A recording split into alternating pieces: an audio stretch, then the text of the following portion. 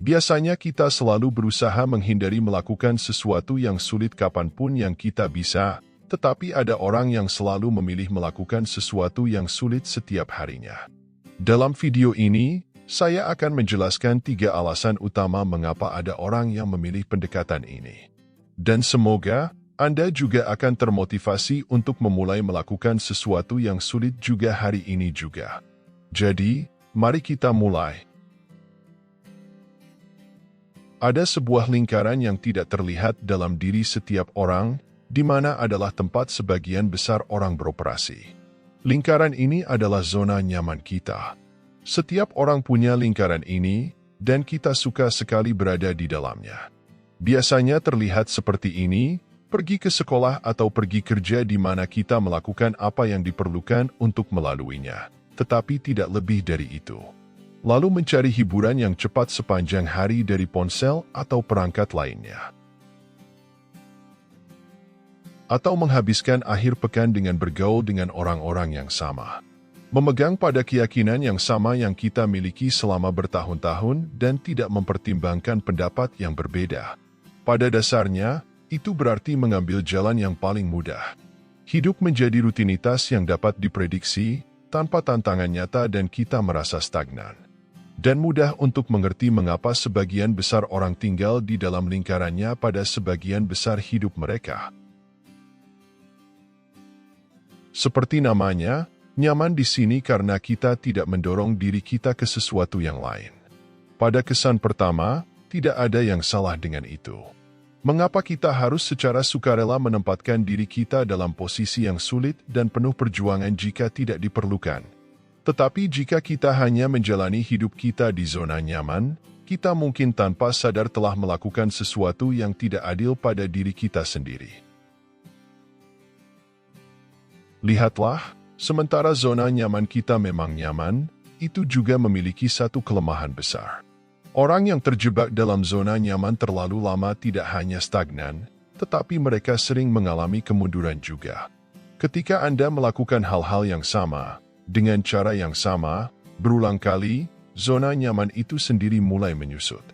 Hal-hal yang Anda merasa nyaman sebelumnya akan menjadi kurang nyaman. Sebagai contoh, seseorang yang memiliki kecemasan sosial dan takut berinteraksi dengan orang lain, biasanya tidak suka bertemu dengan orang baru. Karena melakukan itu akan berada di luar zona nyaman mereka. Jadi, mereka lebih suka menghabiskan waktu sendirian, atau jika mereka berinteraksi dengan orang lain, itu adalah dengan orang-orang yang sudah mereka kenal baik. Dan itu baik-baik saja.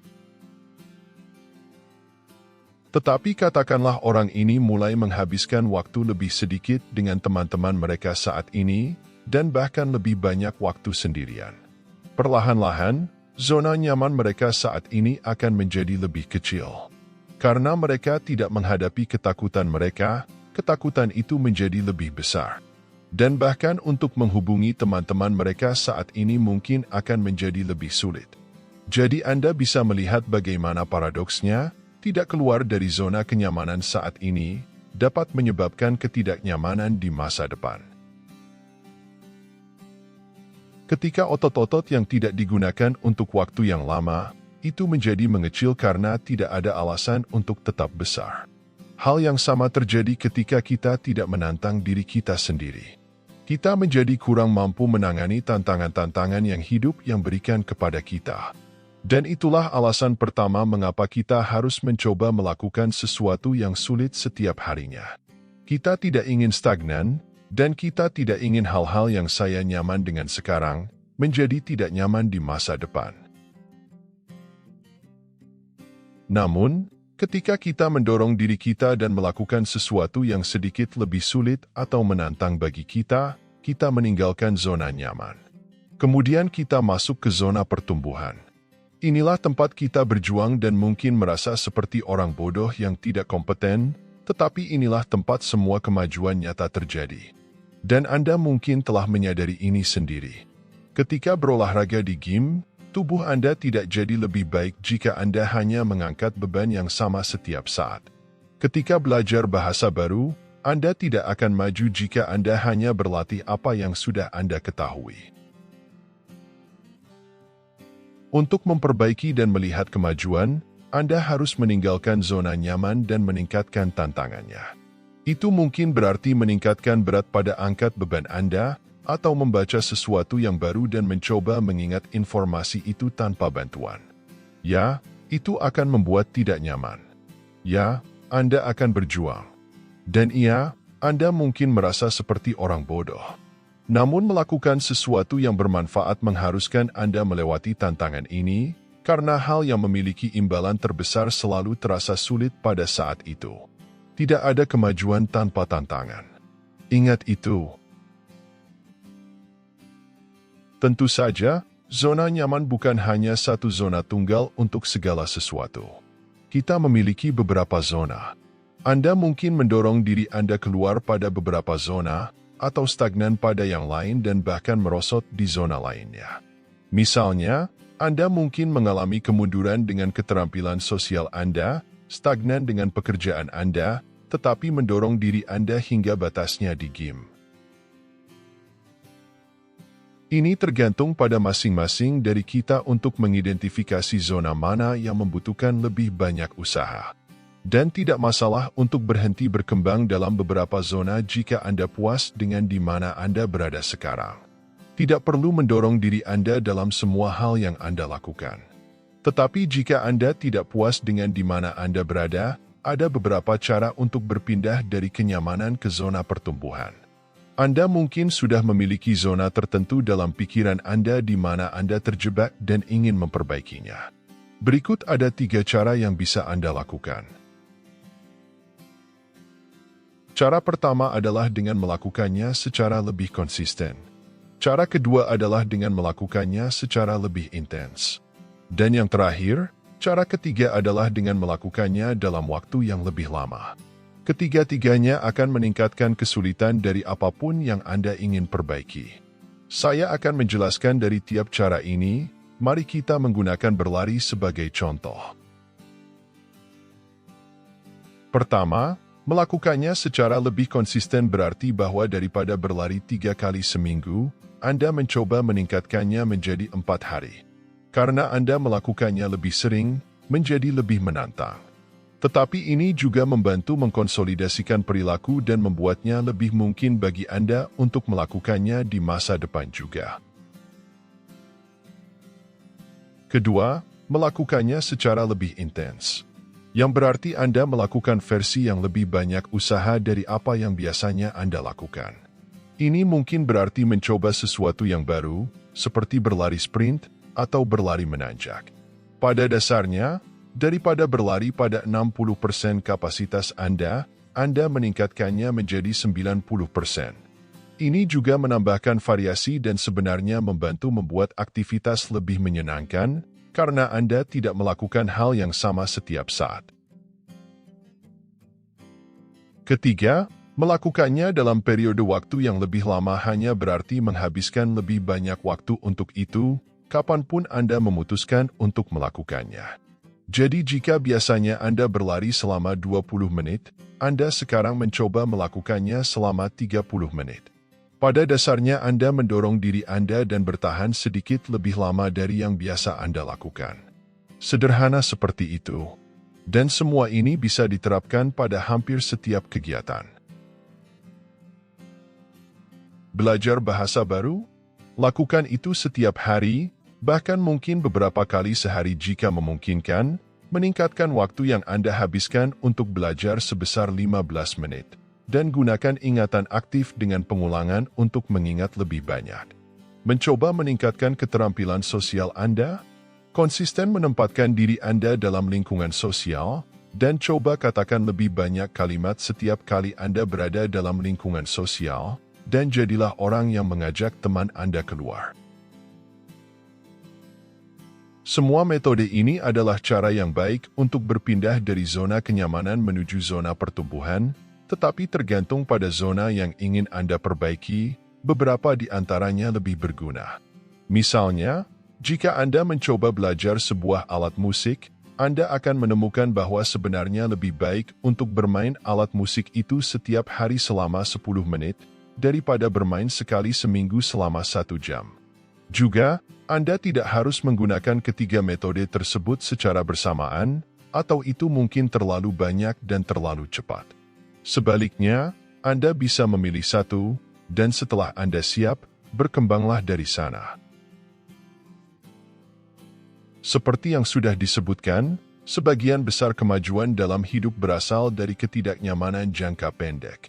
Dengan kata lain, jika sesuatu sulit, itu tidak otomatis berarti itu baik.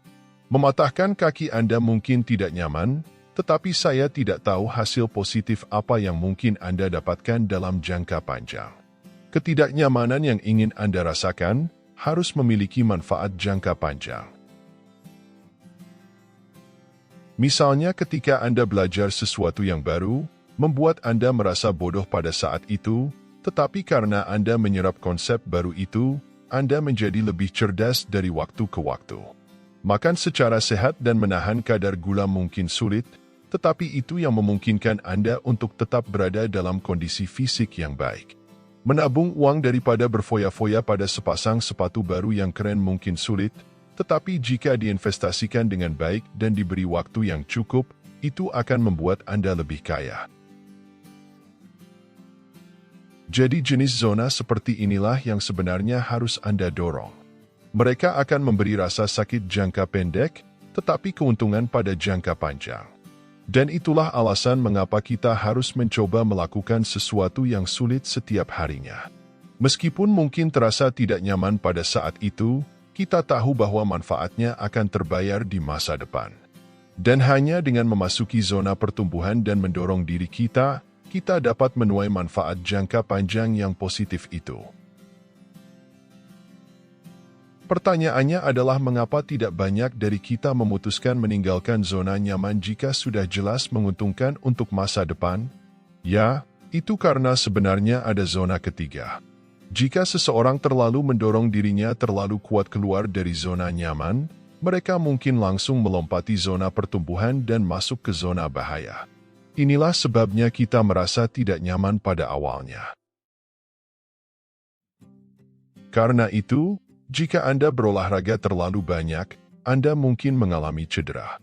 Jika Anda bekerja terlalu banyak, Anda mungkin mengalami kelelahan. Dan ketidaknyamanan sebenarnya adalah alarm yang sangat berguna, mencegah Anda dari cedera, karena cedera seperti itu kemungkinan malah mengalami kemunduran yang lebih jauh. Jadi sudah jelas mengapa sebagian besar orang tinggal di zona nyaman mereka. Mereka ingin menghindari zona bahaya dengan segala cara. Tetapi sayangnya, banyak orang, ketika mereka ingin membuat perubahan positif dalam hidup mereka, malah langsung masuk ke zona bahaya karena mendorong dirinya terlalu kuat. Ada seseorang yang ingin meningkatkan kesehatan fisiknya. Dengan motivasi baru yang menggebu-gebu, dia bergabung dengan gym dan berkomitmen untuk mengangkat beban 5 kali seminggu.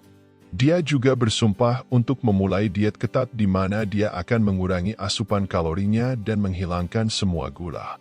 Tetapi dalam waktu 1 bulan, dia kembali rutin duduk di sofanya, menonton film sambil ngemil. Seperti kebanyakan orang, dia mendorong dirinya terlalu kuat dan terlalu cepat. Dan ini adalah kejadian yang sangat umum ketika kita mencoba meninggalkan zona nyaman. Namun, gagal menjalankan rencana bukanlah bagian terburuknya.